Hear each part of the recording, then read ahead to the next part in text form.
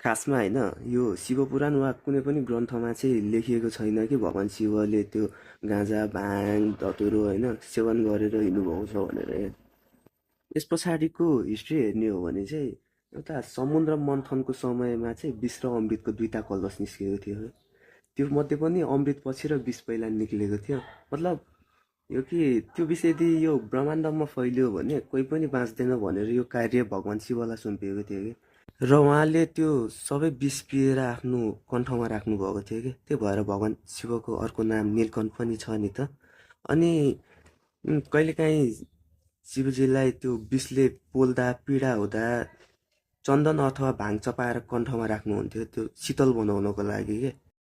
यो चाहिँ कहीँ पनि वर्णन गरिएको छैन कि भगवान् शिवले त्यो चिलिम तान्नुहुन्थ्यो गाँजा भाङ धतुरो त्यो खानुभएको हो भनेर चाहिँ।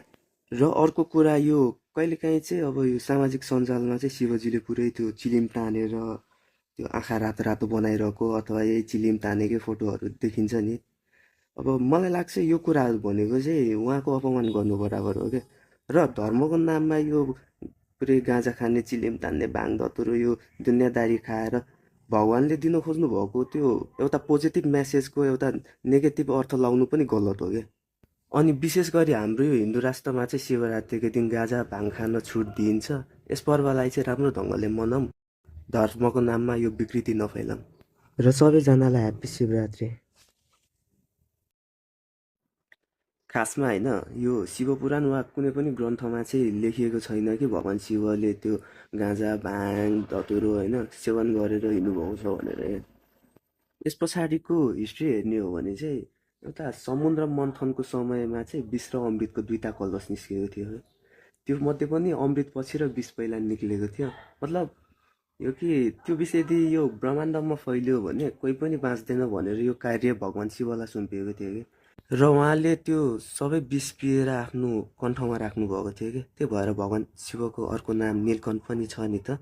अनि कहिलेकाहीँ शिवजीलाई त्यो विषले पोल्दा पीडा हुँदा चन्दन अथवा भाङ चपाएर कण्ठमा राख्नुहुन्थ्यो त्यो शीतल बनाउनको लागि के।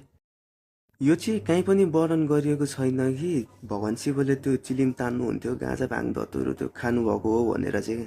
र अर्को कुरा यो कहिलेकाहीँ चाहिँ अब यो सामाजिक सञ्जालमा चाहिँ शिवजीले पुरै त्यो चिलिम तानेर त्यो आँखा रातो रातो बनाइरहेको अथवा यही चिलिम तानेकै फोटोहरू देखिन्छ नि।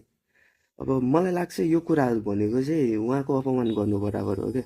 र धर्मको नाममा यो पुरै गाँजा खाने चिलिम तान्ने भाङ धतुरो यो दुनियाँदारी खाएर भगवान्ले दिन खोज्नु भएको त्यो एउटा पोजिटिभ